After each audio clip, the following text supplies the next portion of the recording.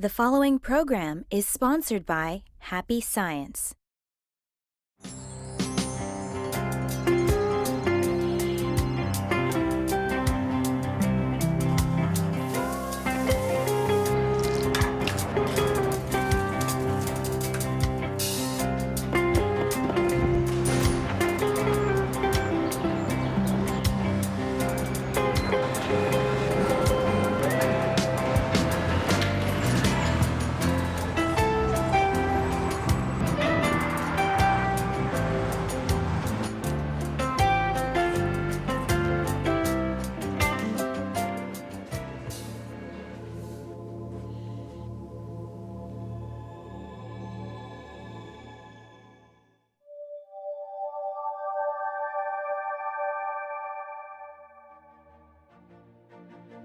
Hello and thank you for accepting our invitation to happiness.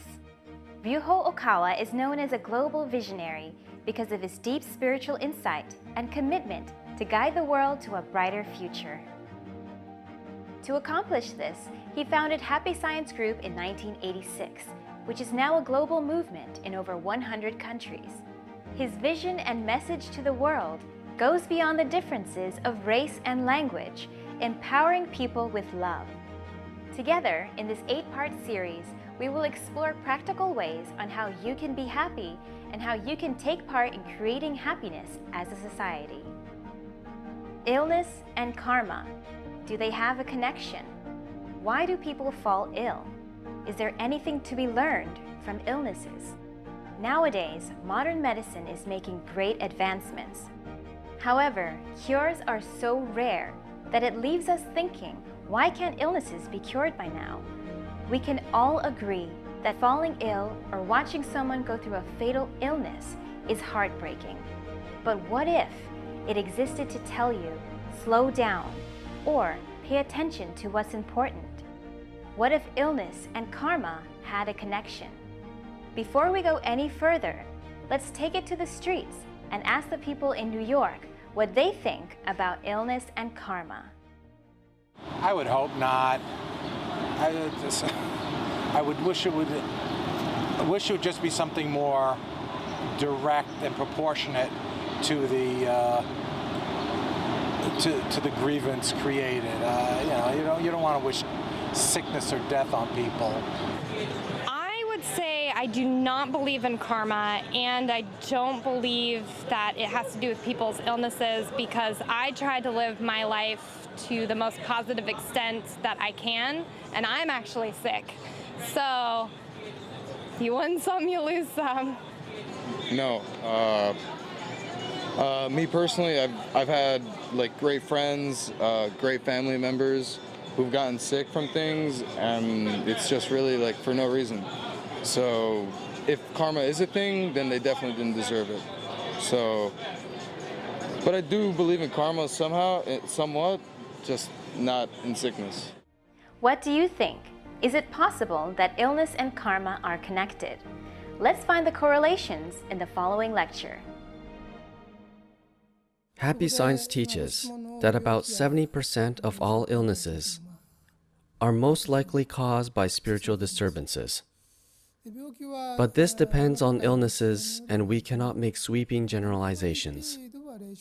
As the physical body belongs to this world, it can sometimes suffer breakdowns in a worldly sense. For example, it could suffer from physical injuries or become incapacitated from playing sports. Anyone will certainly be injured if he or she falls from a high place. And those who have a badly balanced diet will damage their internal organs. If, on top of that, they do not do enough exercise, they will eventually get out of condition. To a certain extent, these symptoms can be observed in light of the rules of this world, and therefore, it is possible to do something about them in a worldly way. If you consume too much food and beverage that are causing many people to suffer from illnesses, or if you lead a lifestyle that can make you ill, it is only natural that you will become more vulnerable to illnesses. You need to have this kind of worldly wisdom and improve what needs to be improved. For example, people who consume excessive alcohol tend to fall ill, and heavy smokers are prone to illnesses too. In this way, bad health has different causes. Worldly factors too can cause illnesses, so if you want to avoid becoming ill, you need to make improvement in worldly aspects as well. People create a life plan before they reincarnate into this world. While it is truly mysterious, such scenarios do exist. This being so, what you need to do is to look at your current situation in your life and think about the kind of life you led in a previous life that would possibly produce a scenario like the current one. This might emerge under hypnotic regression, but even if you cannot do that, you can find it through self-reflection by contemplating on the possible causes for your particular illness. There are many experiences of the law of karma being confirmed in the religious field, and it also appears very distinctly in the medical field as well through the above-mentioned approach. The law of karma is usually apparent in the form of atoning for past lives. For example, if someone abused or killed others through violence in a previous life, it is often the case that he or she will in turn be abused or killed in this life. In other words, if someone caused physical damage to others by the use of violence, like breaking and severing their arms or legs, there is an extremely strong possibility that he or she will suffer the same disability in this lifetime. There are two options for the scenario of the next life for these kinds of people. They will either be put in the opposite position from the previous time, or in exactly the same situation again to see what they will do this time. If you think about this in terms of the law of compensation, you will be able to understand. So there are two possibilities, being placed in exactly the same situation or in the opposite situation. Another element that often appears in the symptoms of illnesses in this life is how that person died in his or her previous life, which illness the person died from, or whether he or she died in an accident or by some other cause. When some tragedy is engraved in the soul will be wounded and anguished by it for a long time. This anguish within the soul will seep out even after it gains a new physical body in the next life. In many cases, this anguish alters the astral body, which then manifests as an ailment in the physical body. It is often the case that distinctive birthmarks correspond to the way in which the person died in a previous life. The same is true with skin diseases. As the teachings of happy science already teaches, there are, of course, cases in which skin diseases appear as an allergic reaction in personal relationships. But if we explore past lives, there are also many cases where these are related to how that person died in their previous life. For example, those who died in a fire retain a strong sensation of the whole body being burned during their final moments. When these kinds of people are reborn, they sometimes have a birthmark on their skin. On the other hand, people who died in a fire and experience extreme suffering, choking on the smoke, are sometimes born in this lifetime with respiratory illnesses, such as asthma and bronchitis. There are also people who are very scared of water. They are scared of entering the water, be it a swimming pool or a river. They cannot help but feel fear when they see water. A typical example is acrophobia. This refers to people who are afraid of heights. They become terribly scared when they go somewhat high up. When a past life reading is conducted, in most cases, they died by falling from somewhere high. There are also people who have claustrophobia. These people are scared of being shut or locked in. So they are scared to enter a small room or even an elevator due to terrible fear that they will suffocate. If a past life reading is conducted on these people, As you would expect, they have died in a way that involved being trapped and killed. People who were killed in a surprise attack in their past life will suffer from things like panic disorders and have extreme anxiety and fear. For example, they may have been ambushed by brigands while walking in the hills, killed by a mugger in the back alley, or by a burglar in their house. I have just given several examples, and in a similar way, if you find something that is unusual and cannot find any good reason for it from worldly causes, or if you simply cannot find any reason even in your childhood years, very often it is a manifestation of some abnormal experience that occurred in one of your past lives. Please be aware of this fact. When a serious illness is involved, there is usually a life scenario behind it, and it is something that cannot be avoided. As I explained earlier, if you want to change that scenario, you need to think deeply about why this is happening and resolve your own problems given in this lifetime. In Western medicine, attempts are being made to cure various mental illnesses and disorders that are quite common today, using methods like past life readings and past life regressive therapy. However, there is something about such doctors that I cannot agree with.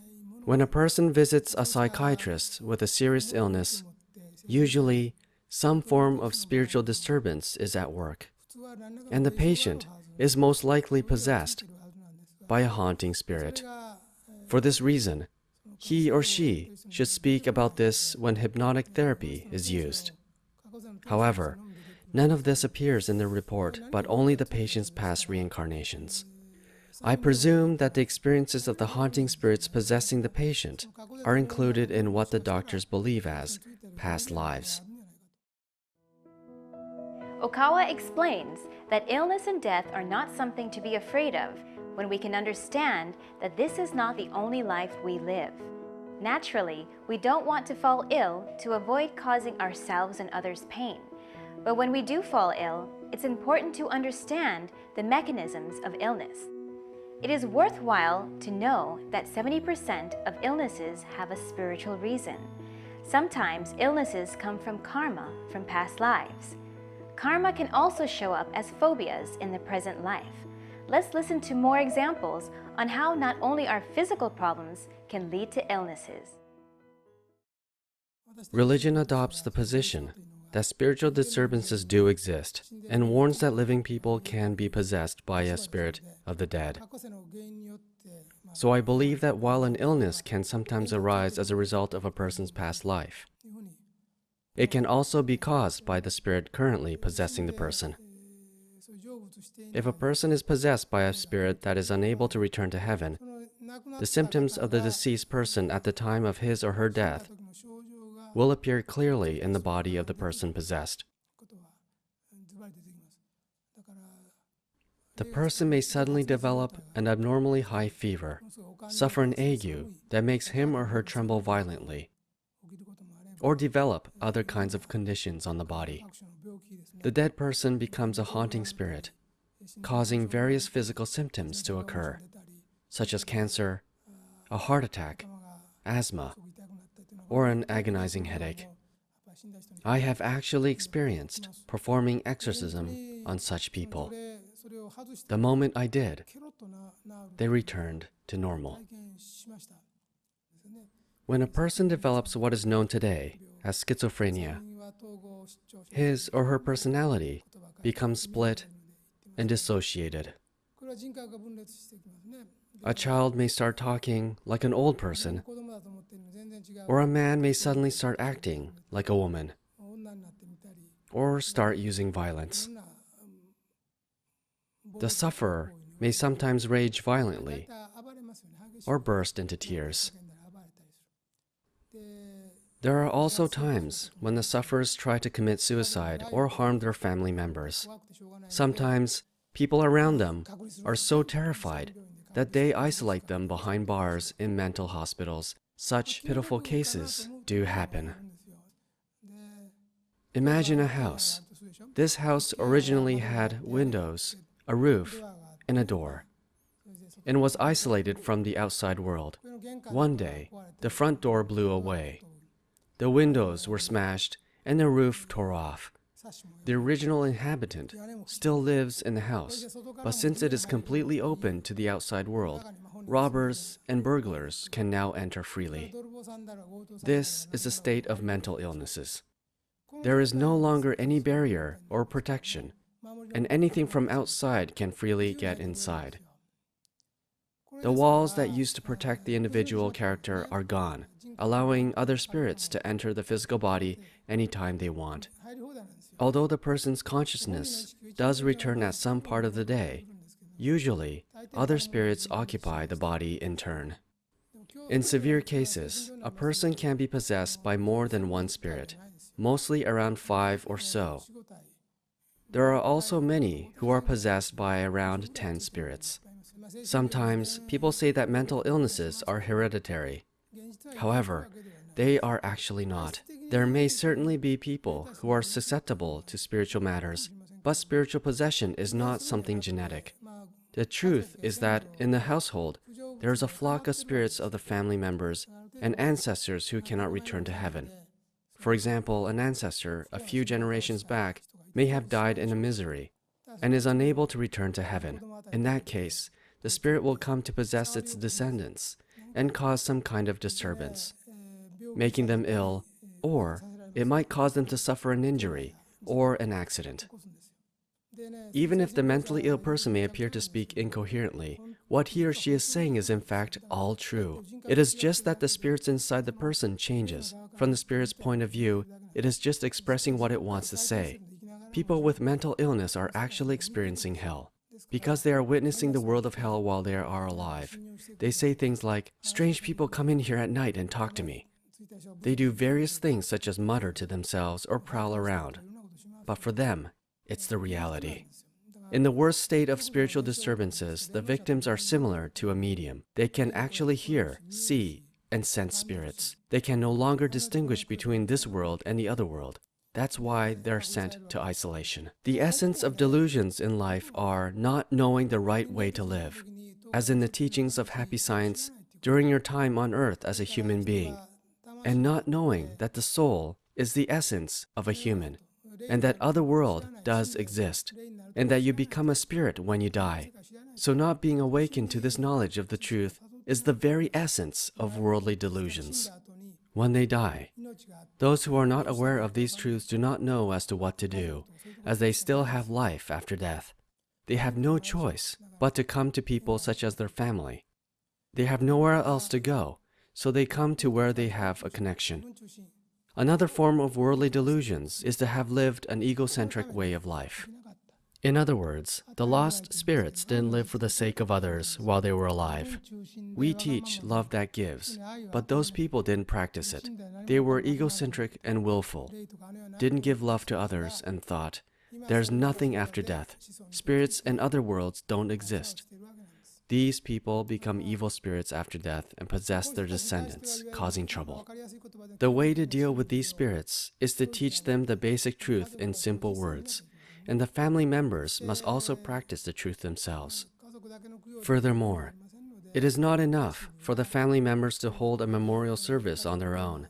It is important that they hold an official memorial service, guided by a minister, at a Happy Science local branch or temple. Happy Science memorial services will serve to correct the mistaken way of life, and, at the same time, teach the truth of the spirit world. In addition, you also need to repeatedly explain to these spirits that they are piling up more evil by causing people to suffer out of their egocentric wish to be rescued, and they must do good deeds instead. When holding memorial services, offer prayer to the individual spirits by providing their names if possible. If an individual starts acting like a different person due to mental illness, observe the person carefully and listen to what he or she is saying. Then, you will be able to at least know if it is male or female. Then observe his or her habits. Habits that don't belong to that person will surely show. Look at his or her hand movements, the tilt of the head, speech patterns, eye movements, conducts, favorite foods, and so on. If you find his or her gestures, way of speaking, and lifestyle closely resemble a late family member, that's probably who it is. It is indeed more effective to hold the service for someone you clearly identified. It's no good to talk in vague terms. As you observe them, you may be able to guess who it is. Perhaps you could definitely tell if it's your grandfather on your mother's side. Then try to think why he's lost and teach him the truth. Therefore, it is essential for people living on earth to thoroughly study and practice the truth and undergo spiritual training. By doing so, they are moving toward the right direction, and so they could solve the issue. Through effort, even serious illness or mental illness can be cured. This being said, however, in reality, the issue is extremely severe, and in the process of tackling the problem, there may be counteractions. The sufferer may start acting violently, commit suicide, inflict violence toward his or her family members, or even go as far as stabbing them or setting fire. There are very difficult aspects to it unless you apply worldly wisdom as well. People whose character that has been taken over have most likely had setbacks in the important moments of their life. For example, they may have experienced setbacks in personal relationships during their adolescence, during their junior high, high school, or university years. Maybe their parents were divorced and one of them left the house. They may have lost a loved one, perhaps a parent or a sibling. Some may have gone through a huge shock after failing an important exam, or have felt like committing suicide when they failed in relationships and fell into depression. They may have had to run away when their parents' business went bankrupt, or may have become seriously ill. In other words, when you hate or strongly deny yourself, your soul will want to move away from the physical body. Evil spirits will take this opportunity to possess you. Generally speaking, they can enter you at times when you hate yourself, hate your life, and hate the way you have become. People become possessed at such times when they have experienced a great shock in their life. Although these issues are truly complicated and difficult, the fundamental way to deal with them is to study the truth and have the right views on life. It is essential to undergo spiritual training based on the right views on life. Exorcism requires a certain amount of Dharma power, so you need to call upon the help of those who have accumulated spiritual discipline. Please be aware of this as well. Sometimes, you may experience disastrous events in life, but try to minimize its effect and make sure that you do not carry over your karma into the next life. That is important. When an unfortunate sickness or a mental illness occurs, it is actually trying to teach a family something. In fact, the possessing spirits are trying to tell their descendants that their way of life is mistaken. They are telling you, if you continue that way, you will also end up like us. So please understand such happenings in a positive way and take them in a turning point in your life. Make them an opportunity to correct your life, to reconsider your way of life. If you do, poverty, illness, and conflict or strife in personal relationships will also serve as an entrance into the truth and a chance for you to find faith. They can be an opportunity to completely transform and rewrite your life scenario, as well as to pay off your karma from your past lives. As a religion, we must say that spiritual possession does exist, and warn that illnesses can be the result of spiritual disturbances. Okawa gave the example of mental illnesses, such as schizophrenia being caused by evil spirits or lost spirits influencing and controlling them. In order to cope with this, those affected need to gain balance by attaining proper spiritual knowledge, repenting on their egoistic way of life, by feeling gratitude, and by being mindful and caring of others. Many of life's hardships can be paths to discover spiritual truth or the key to awakening to faith. Therefore, the important thing is to take these as turning points or lessons in life and make a fresh new start. Once again, thank you for accepting our invitation to happiness. And join us next week where we will explore what would God say today. See you next time. I use the book it's like the emergency kit when you when you have to think differently, and that's when, oh, where's that book, and you have to look, oh, maybe I have to reread this and hopefully find an answer where you are now. If you're looking for a possible answer in life, then you will like this book. Why are we here? How do we find happiness? What is the nature of the soul? Imagine if life's questions could be answered. Imagine if we could understand God's designs and intentions and discover more than our life goals, but also how to attain them.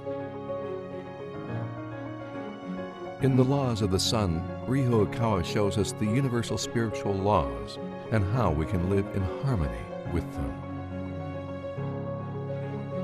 Learn how our thoughts influence reality, the nature of love, and the guiding principles on the path to enlightenment. This is a book with answers to life's questions for all in search of spiritual growth.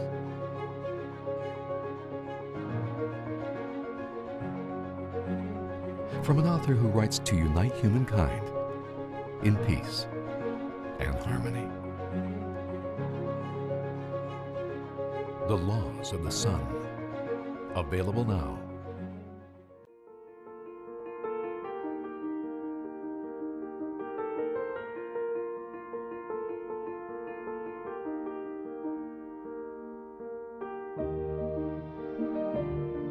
The preceding program was sponsored by Happy Science.